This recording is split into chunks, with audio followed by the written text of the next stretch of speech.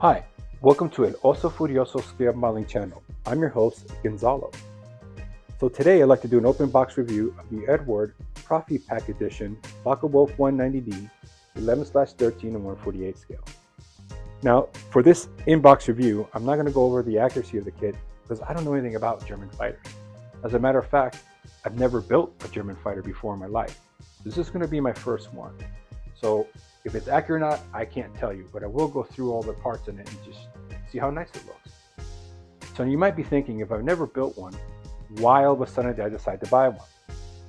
Well, part of the modeling group, or the modeling group I'm part of, I should say, they decided they want to have a group build of Focke-Wulfs, and we decided to start in February. Now, I didn't have any models of a Focke-Wulf or any German fighter in my stash, so I had to go out and get one, and I figured this Profipack was the best way to start.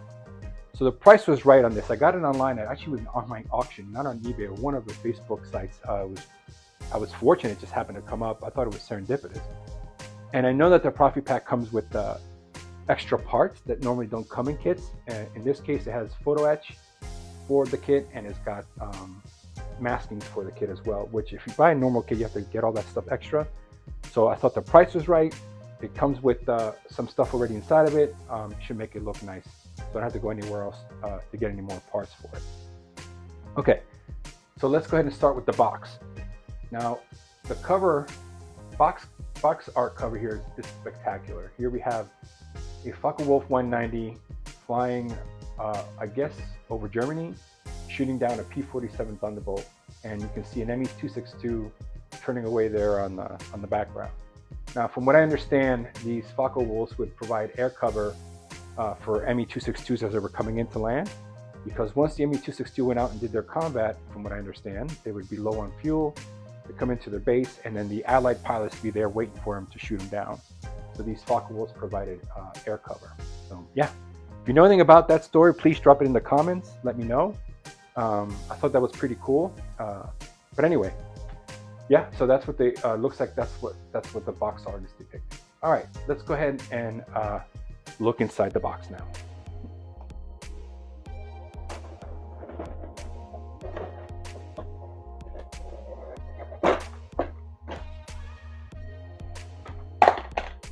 Okay, I got these decals here separate. These do not come in the box. This is part of the auction and one of the reasons why I decided to get this model. Okay, let's go ahead and start with the instructions. These are nice Eduard instructions. You have a history here if you want to read it if you're interested. The instructions are just a nice booklet type. That has color callouts here for Gunzi paint and for mission models. Funny little thing about this is none of them show here what do you call it? The RLM colors, right? I'm sure you can cross-reference, look up the Gunzi color, and it'll tell you what RLM color it is. But it just has the actual Gunzi color or the mission model paints colors. Now, Tamiya has paints, but none of them are RLM. You have to mix them. So if you want to get Tamiya, you have to mix them. There are other manufacturers that make RLM paints. For instance, you have MIG Ammo has a set of acrylics. The new Atom paints, well, new to me anyway, they're not that new. I think they're about a year old or more.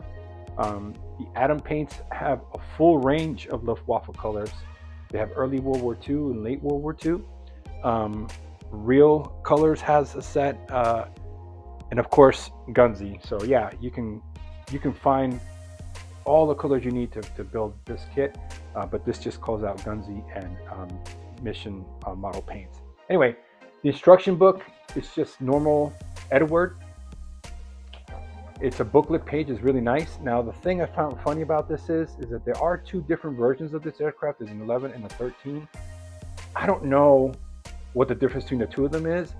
And there's no call outs in the instructions here telling you, hey, do this for the 13, do this for the 11. There's nothing like that on here. So I thought that was kind of funny. Unlike the Tamiya build, F-14, when you have different things, I think it's the Tamiya or the P-38 maybe, Tamiya will have different call outs. You have to pay attention to what you're doing, to which parts you want to include. And some other manufacturers have that too, but not Eduard, at least not in this model anyway. So yeah, so just be careful, use your references to know what you're building. That being said, the model's super detailed. It's got a lot of parts. So yeah, just keep track of what you're doing. Now, this is one of my favorite parts about this. There's a page for every type of scheme you can build on here, and it comes with a short history of it. So, you know, you can read the history about what you're building. So this is one of the typical aircraft I see built for Focke-Wulfs out there in the model shows and stuff. I like this. I like the red and stuff, but I don't think I'm going to build this one. But anyway, this is one of the first schemes. This is the second one here. Third one. I love the camouflage pattern on this. And this mottling on it, mottling, however you pronounce it, it's going to be a challenge. But I like that. It's pretty cool. That's the fourth version, the fifth version. This one I like a lot. And then lastly, this one, that's the prior one right here. It was captured and they painted over and put American insignias on it, which I thought was pretty cool. I'm thinking about maybe painting one side of the aircraft with these markings and on the other side with the original markings that it had. I think that might be something fun to do. I'm not sure. Anyway, this is, like I said, a typical Eduard instructions. Shows you the color callouts for the camo, the stencil placing, all that kind of stuff. Nice booklet, easy to understand, easy to go through. Also in the back, they show you what you have other goodies that they sell for them. You have resin tires, you can get seat belts, you have gun bays, whatever you want. So they advertise in the back, hey, you can get all this extra stuff for it too. Now I went online to look for extra aftermarket stuff. I just decided to stick with what was in the Profipack. All right, first let's talk about the clear parts. I've actually had one clear part fall off, but there's 4 different canopies on here. There's 2 that are the bulging one here, and then the flatter one there. The other one's in here somewhere, it just fell off. Anyway, I'm sure there's a reason why they're like that, and I'm sure you have to know which one to use when you're building either the 11 or the 13 version of it. Also, which I thought was kind of strange, or I think this is for gun cover on the top of the aircraft. It's in clear. I don't know why they didn't do it in regular plastic, but whatever. Okay, now the clear parts here are pretty clear. They're pretty nice, and yeah, you can see clear through, no problem. And it doesn't seem to be any kind of seam line down the center, although this one may have something, but I think it's supposed to be there because there's no seam line here and there's no seam line there. So, all right, that's the clear parts. This is the decal sheet. You have all the different versions you want to build on there, and also you have all the stencils for it. Very nice, very nice. Doesn't seem too thick. I don't know if these were printed by Cartograph or not. It doesn't say. So it was made in Czech Republic. Probably not, because I think Eduard makes its own decals. Now, I don't know if these are the new ones where you can peel off the carrier film or not. I'll let you know when I build it, but I don't think so. I think these are just regular decals. Very nice though, printed really nicely. Lot of data points on there, a lot of stuff on there. Okay, let's go ahead and get into the kit. So let's start with the wings here. This is one set of wings. I don't know if this is for the 13 or for the 11. I have no idea. But they're finely engraved panel lines, and I don't know if you can see them, but it has rivets. Really nice, really soft. I'm sure the fit is good on these, but it looks spectacular. A lot of detail on these wings. Spectacular. I don't know if you can see the rivets there, but yeah, there's rivets all over the wings. Beautiful, beautifully done. This is the other wing. Again, I don't know if this is for the 13 or for the 11. The difference is it's got these humps on here. You got me. Anyway, same as the other wing. Very nice, really nicely done. Beautiful rivets and beautiful panel lines. Here we have some various parts. Don't know what they're for. This looks like maybe a bulkhead of some sort for the engine. Maybe random engine parts. Again, I'm not sure. This looks like guns. You might be able to, oh yeah, you can open up, actually you can display the gun open, so yeah, that's why it has that. Cool. Anyway, a lot of small parts, really fine parts. So you have to be careful when you're cutting these off the tree.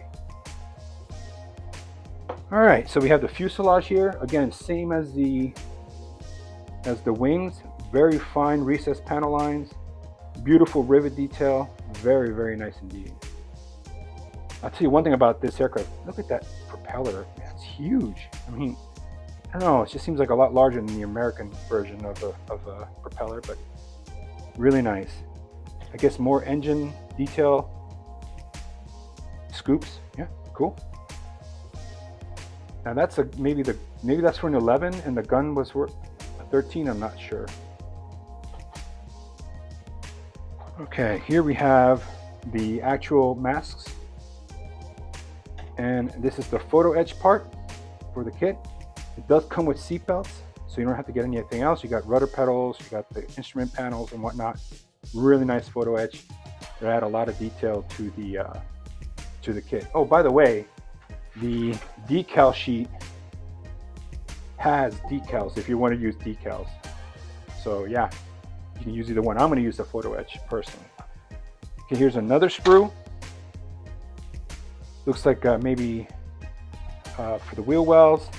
We have cockpit stuff there. We have the gear doors. We have two spinners on here, by the way. Okay, this one is I think for the 11, which doesn't have the gun in the nose, the cannon in the nose, so it doesn't have anything there.